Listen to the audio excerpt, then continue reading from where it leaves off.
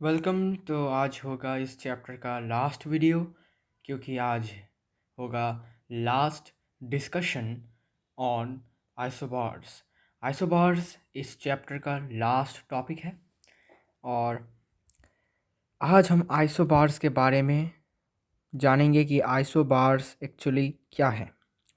Isobars जो है, हमने आइसोटोप्स में पढ़ा था कि आइसोटोप्स जो होते हैं वो क्या होते हैं एक्चुअली।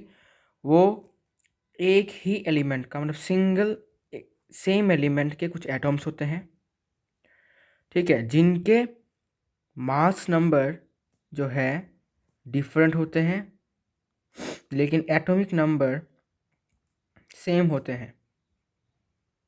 ओके, ये हमने देखा था आइसोटोप्स में।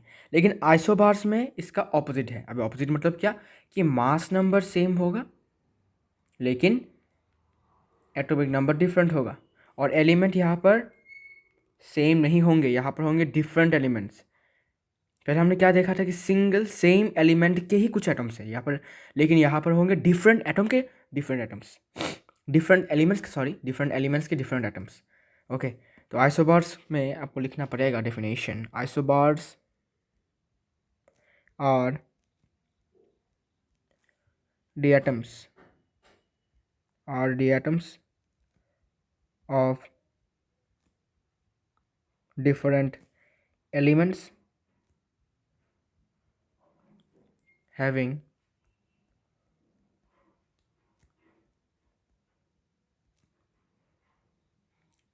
different atomic numbers but the same mass number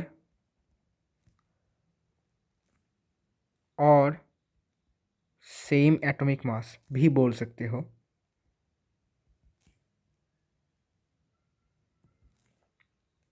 okay, तो आइसोबार्स डिफरेंट एलिमेंट्स के कुछ एटम्स होते हैं जिनका एटॉमिक नंबर डिफरेंट होता है लेकिन मास नंबर सेम होता है। अभी हमें पता है कि mass number actually numerically equal to atomic mass, तो हम ये भी कह सकते हैं कि जिनका मास नंबर मतलब एटॉमिक मास सेम है लेकिन एटॉमिक नंबर डिफरेंट है। Okay, now isobars have different number of protons. Isobars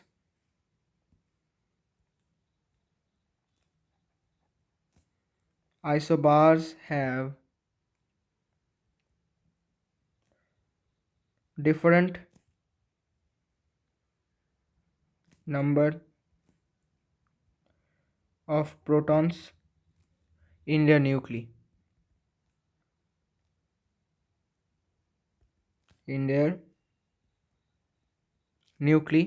But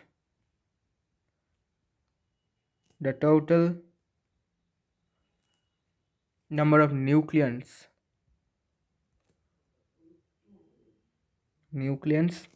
that is protons plus neutrons in them is the same.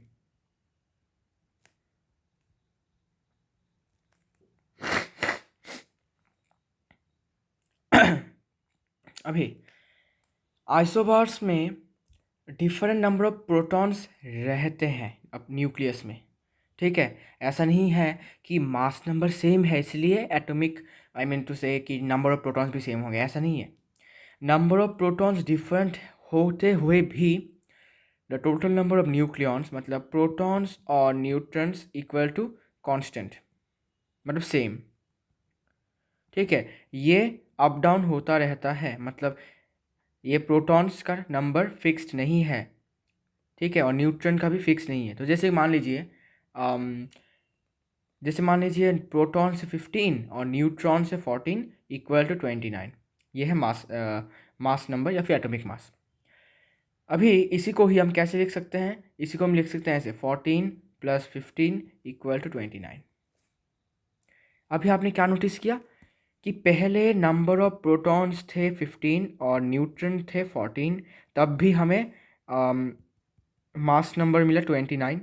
अभी नंबर ऑफ प्रोटॉन है 14 और number of neutron है 15, तब भी हमें क्या मिला, एटॉमिक मास और मास नंबर मिला 29। दोनों केसेस में ही क्या है, मास नंबर सेम है, लेकिन नंबर ऑफ प्रोटॉन्स से न्यूट्रॉन्स डिफर। ओके, तो इसी वजह से मतलब ऐसा नहीं है कि नंबर ऑफ प्रोटॉन्स सेम होंगे तभी मास नंबर सेम होगा, ऐसा नहीं है। ऐसे केस भी हो सकते हैं। ओके, मान लीजिए और एग्जांपल 17 + 18 = 35। ओके 35, लेकिन अगर हम इसको 18 + 17 लिखें तब भी हमें 35 मिलता है। Okay, so in both the cases the number of protons are changed and also number of neutrons are also changed, but the outcome is the same. Okay, तो इसे ही हम बोलते हैं आइसोबार्स। ओके, अभी कुछ एग्जाम्पल्स हैं आइसोबार्स के। ठीक है, एग्जाम्पल के तौर में हम लेंगे आर्गन, जिसे लिखा जाता है 40 Ar18, और दूसरा है कैल्शियम, जिसको लिखा जाता है 40 Ca और 20। ओके, तो हमने जब चैप्टर 3 एटम्स एंड मॉलिक्यूल्स में इनका एटॉमिक नंबर और एटॉमिक मास पढ़ा था, ठीक है, 1 to 20 नंबर तक एलिमेंट जितने भी हैं उनके हमने एटॉमिक नंबर और एटॉमिक मास एकदम मेमोराइज कर लिया था, बिकॉज ये बहुत यूज़ होते हैं। तो उसमें हमने देखा कि कैल्शियम और आर्गन के जो एटॉमिक मास थे वो दोनों ही सेम थे, 40 था, लेकिन दोनों के जो एटॉमिक नंबर थे वो चेंज थे। आर्गन का 18 था और कैल्शियम का 20। तो इन्हें ही हम बोलते हैं आइसोबार्स, मतलब डिफरेंट एलिमेंट है लेकिन उनका मास नंबर सेम है। ओके, डिफरेंट एलिमेंट मतलब क्या, डिफरेंट एलिमेंट मतलब डिफरेंट एटॉमिक नंबर। ओके, तो इसे एक एग्जांपल है। तो इसमें हम देखना पड़ेगा नंबर ऑफ प्रोटॉन्स कितने हैं। इसमें नंबर ऑफ प्रोटॉन्स कितने होंगे, 18। अभी बोलोगे क्यों, because atomic number is 18। Okay, और ए है 40। ठीक है, तो देयर फॉर ए = P ++ n, यहाँ से हमें न्यूट्रॉन मिल जाएगा। एटॉमिक मास नंबर 40 है, नंबर ऑफ प्रोटॉन्स 18 है, प्लस n, तो यहाँ से होगा n = 22। तो यहाँ पर नंबर ऑफ न्यूट्रॉन्स 22 है, यहाँ पर नंबर ऑफ प्रोटॉन्स 18 है। ओके, फिर यहाँ पर कैल्शियम के बारे में देखते हैं। कैल्शियम में क्या है, कैल्शियम में प्रोटॉन्स है 20। How, because atomic number is 20। Okay, और mass number is 40। So therefore using A = number of protons plus number of neutrons, यहाँ से हमें न्यूट्रॉन्स मिल जाएगा 40 = यहाँ पर 20 + n, तो यहाँ से हमें नंबर ऑफ न्यूट्रॉन्स मिला 20। ओके, तो देखने वाली बात ये है कि दोनों ही केसेस में नंबर ऑफ प्रोटॉन्स और नंबर ऑफ न्यूट्रॉन्स सेम नहीं है। यहाँ पर 18 है, यहाँ पर 20 है, यहाँ पर 22 है, यहाँ पर 20 है, तो दोनों ही केसेस में सेम नहीं है, लेकिन एट द मास नंबर और atomic mass is the same. Okay, इसके बाद और एक एग्जांपल है जो कि है ये तो पहला एग्जांपल था। Now second example is radio active sodium. Radio active sodium जिसे लिखा जाता है 24Na11, और इसके साथ है 24Mg12। तो रेडियो एक्टिव सोडियम 24Na11 है, मतलब ये जो 24Na11 है ये क्या है, एक आइसोटोप है। Okay, because we know that sodium का जो एटॉमिक नंबर है वो 11 है और एटॉमिक मास जो है वो कितना है, 23U। ओके, 23U, लेकिन यहाँ पर 24 है, मतलब ऑब्वियसली दिस है आइसोटोप ऑफ सोडियम, इसलिए यहाँ पर लिखा है रेडियो एक्टिव सोडियम। ठीक है, तो इस सोडियम का यूज़ हमें पता है, कहाँ पर यूज़ होता है ये, मैंने पिछले वीडियो में बताया था कि ये मेडिसिन में ट्रेसर की तरह यूज़ किया जाता है, ताकि ट्यूमर और ब्लड क्लॉट का जो जगह है वो कहाँ पर हमारे बॉडी में कहाँ पर ये हो रहा है उसका जगह जो है बता देता है, ट्रेस करता है। ओके, ट्रेसर की तरह इसको यूज़ किया जाता है। तो मैं इसको लिख देता हूँ, this is the tracer. Okay, तो ये था tracer.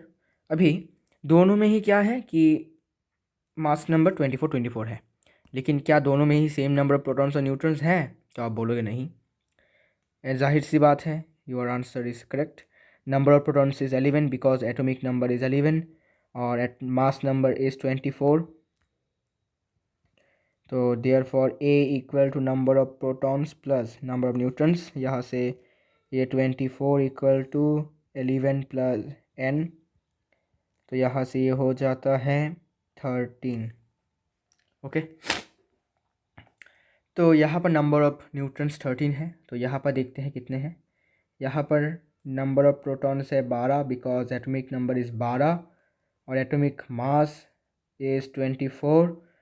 Now again using A equal to P plus plus N, यहाँ से 24 equal to P plus means 12 है यहाँ पर और ये n है, तो यहाँ से n होता है 12। तो देखो दोनों ही केसेस में नंबर ऑफ प्रोटॉन्स और नंबर ऑफ न्यूट्रॉन्स सेम नहीं है। यहाँ पर 11 है, यहाँ पर 12 है, यहाँ पर 13 है, यहाँ पर 12 है। Okay, they are no same,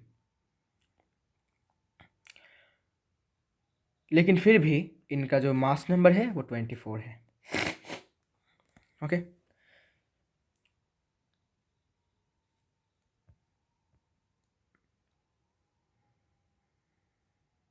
तो अभी हम कुछ क्वेश्चंस सॉल्व करेंगे।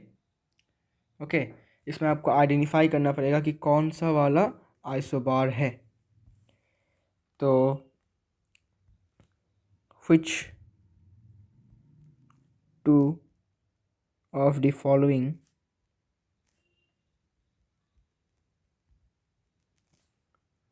atomic species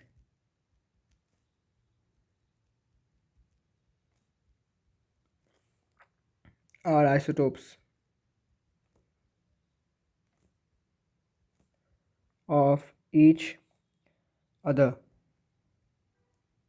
and which and two and which two are isobars? 231Z90, 230Z91, 230Z88, 233Z90।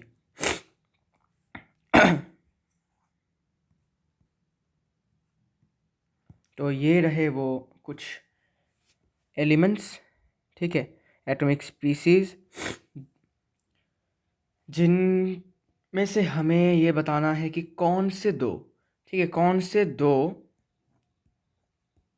मतलब पेयर्स जो हैं, एनी टू पेयर्स, इनमें से कौन से दो आइसोबार्स हैं और कौन से दो आइसोटोप्स हैं।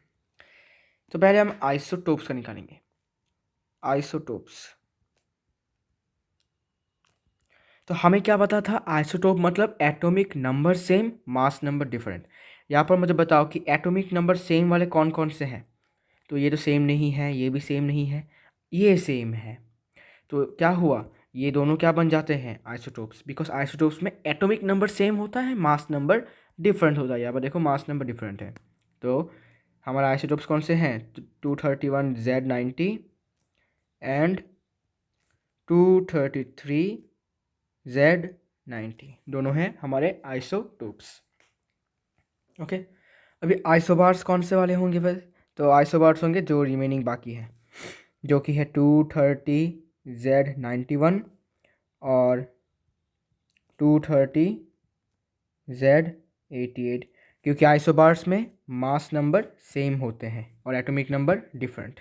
ओके, अभी सेकंड क्वेश्चन है कि we have to write the electronic configuration of any one pair of isotopes and isobars. Okay, तो हमें कोई सा भी एक पेयर आइसोटोप और एक पेयर आइसोबार का इलेक्ट्रॉनिक कन्फिगरेशन निकालना है, मतलब लिखना है। तो मान लीजिए कुछ भी ले सकते हैं आइसोटोप में, हमें तो पता ही आइसोटोप कौन से हैं, तो क्लोरीन का लेते हैं जो कि हमें पता है। तो पहले वाला लेंगे Cl35 और Cl37, ठीक है। तो Cl35 का क्या होगा, KLM Cl35 क्लोरीन 35, ओके।